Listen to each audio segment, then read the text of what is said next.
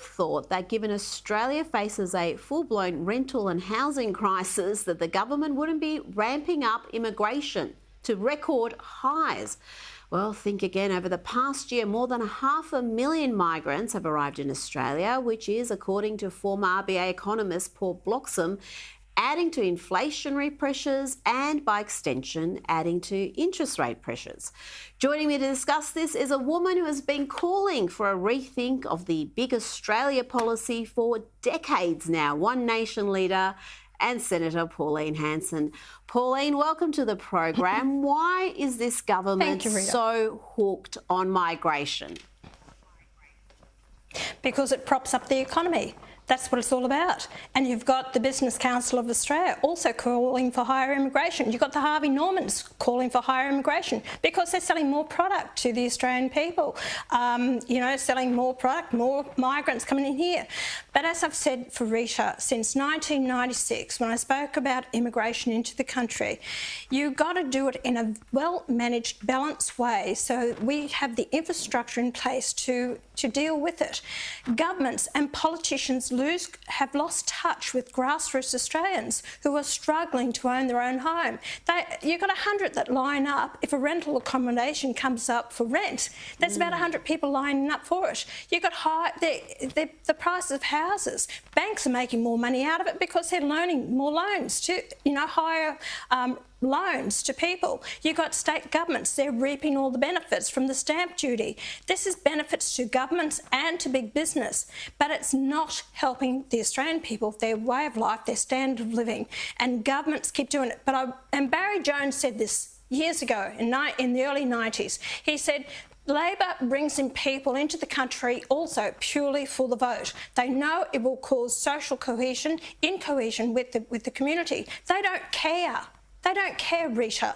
And people out there, they know. But you know what? They keep voting for the same old ones. They keep voting for Labor and they keep voting for Liberals who are the same with high immigration. Not as high as Labor. Labor are worse at this than the Libs. But with high immigration, even international students, over 100,000 more have come in the last 12 months than the previous 12 months, over 225,000.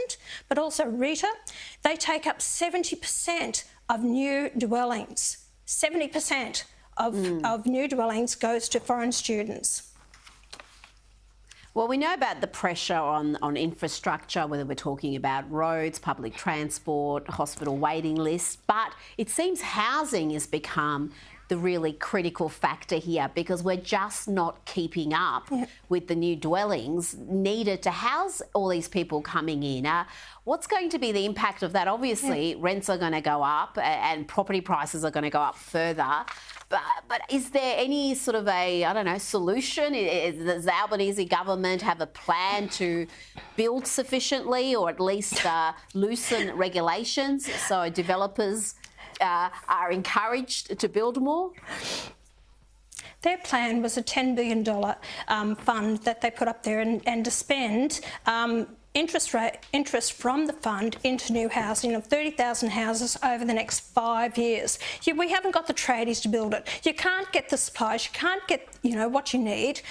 That's a big problem as well. The thing is, for every 1,000 migrants you have, they require about 550 homes. Where are the homes for the Australians out there? That's why there's a lot of couch surfing. That's why a lot of people live in their caravans, their cars, in parks, in tents. And this is ridiculous. Albanese in Labor government are not concerned about the Australian people and how tough they are doing it. All is worried about bringing in more migrants, prop up the economy with the GDP. That's what it's about. And I think it's disgusting of any Prime Minister of this country to disregard the Australian people and how tough they are doing it purely because he wants to play on the world stage. Now, we did have the Essential poll out today and it did show, it is a left-leaning poll, but it did show Labor's primary vote down, Greens down fairly dramatically, Coalition up a little bit, and One Nation was up. Are you sensing a shift in the mood of the nation after the referendum? Most definitely. People have actually woken up to the referendum, what has actually happened. So they're not blinded now, and they're questioning, where has the money gone? Where are the results? There are no results. And they feel they have been deceived by the Prime Minister and the Labor Party. They want answers to the questions. Like I said, the cost of living is the main issue Australians are talking about, and they shake their heads when they see this government spent $400 million on this referendum that went nowhere, and now he's turning around and saying, well, we may legislate for rural and regional areas the same policy that was just thrown out on its ear by the people of Australia. People want truth and honesty from their politicians. They want true representation.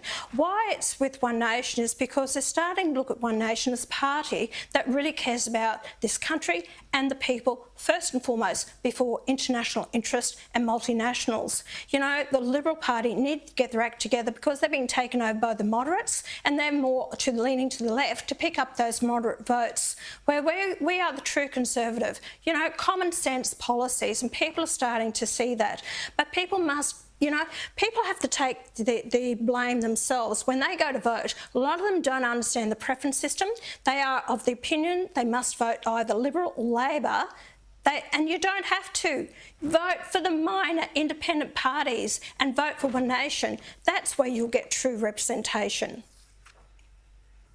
Now, Pauline, before you go, I've only got 20 seconds, but tell me about your Christmas gin and what it supports. It supports cartoons. Rita, you see them as a hoot, and thank you for your support. And so do a lot of Australians. It informs Australians about politics, these characters, who they are, what they stand for, these politicians, the gutless wonders in our parliament. But we're informing the people, we're keeping them up to date, and a lot more people have become more interested in politics because of our cartoons. And good, that's great. Absolutely. If we're doing that, that's what it's all about. So the buying the gin goes to the cartoons. Yep, I play those cartoons every Friday night because it is the best satirical cartoon series I think this country's ever produced. It's funny, it's worth it. Pauline Hanson, thank you so much for your time.